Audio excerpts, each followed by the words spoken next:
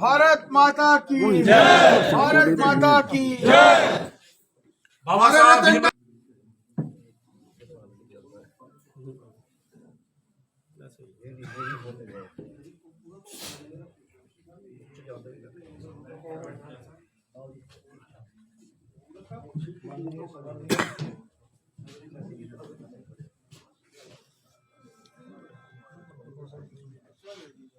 Doctor B Ambedkar ji अमर रहे, अमर रहे। भारत माता की जय। भारत माता की जय, अमर रहे। भारत डॉक्टर बी अम्बेडकर जी अमर रहे।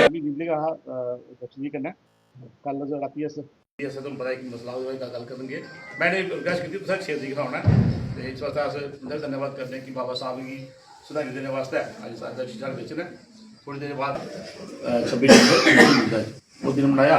उस दिन सरकार मोर्चा है और थोड़े लोग नहीं आए तो इन्हें शायद रखी गल भी अज मैं लोग ज़्यादा बुला लेना पर साढ़ा एक कार्यक्रम पार्टी का साढ़े कन्नै क्लैश करिए टाइम तो कन्नै साढ़ा उपरला नहीं कर सकता। पूरा भारतवर्ष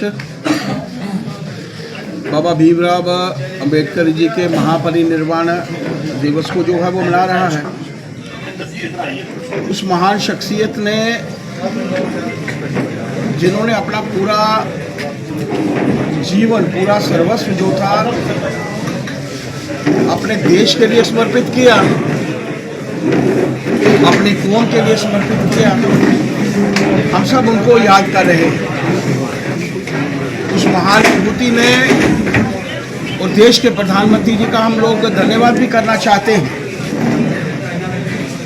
कि प्रधानमंत्री जी ने जब भारतीय जनता पार्टी की सरकार बनी केंद्र में आने के बाद उस महान विभूति के 5वें स्थल उनको एक पंच तीर्थ की जो है वो नाम दिया और इस पंच तीर्थों का निर्माण किया। जन्मभूमि यहाँ पर उनका जन्म हुआ था। शिक्षा भूमि लंदन में जहाँ पर उन्होंने यूके में शिक्षा ग्रहण की थी। दीक्षा भूमि जहाँ पर बुद्धिज्म को उन्होंने अडॉप्ट किया। महापरिनिर्वाण निर्माण भूमि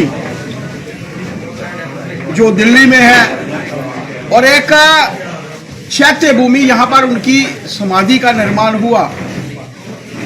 ये वो स्थल हैं जिनको पंच तीर्थ का नाम दिया गया।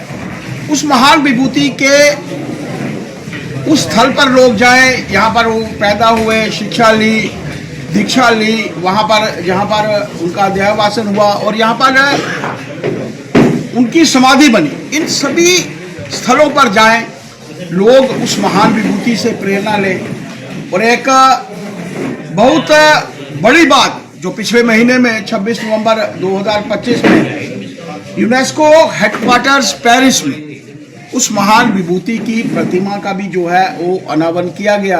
और इससे पहले अगर भारतीयों में किसी की प्रतिमा का अनावरण हुआ था तो वो महात्मा गांधी जी थे।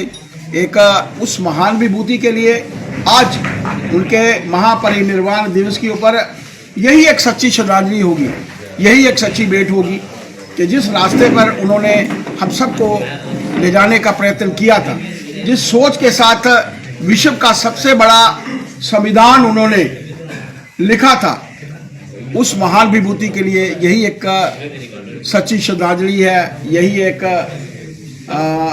उनके जाने के बाद यही एक उस महान विभूति को याद रखने का एक कार्य है कि उनकी सोच के साथ उनको जो विकसित देशों की श्रेणी में जो हम लोग चाहते हैं कि भारत सर्वप्रथम रहे, ऐसे समय में उस महान विभूति को भी हम लोग याद करें। उनके कार्यों को, उनकी कार्यशैली को, उनके कहे गए बातों को अपने जीवन में भी डालने का प्रयत्न करें। इन्हीं शब्दों के साथ मैं धर्मेंद्र जी को साधुवाद देना चाहता हूं, धन्यवाद देना चाहता हूं कि मुझे डॉक्टर डी के मनियाल जी के साथ, घारू राम जी के साथ और पार्टी के सभी प्रमुख कार्यकर्ताओं के साथ मिलकर उस महान विभूति को इनके महापरिनिर्वाण दिवस के ऊपर याद रखने का मौका मिला है। इन शब्दों के साथ जय भारत, जय हिंद।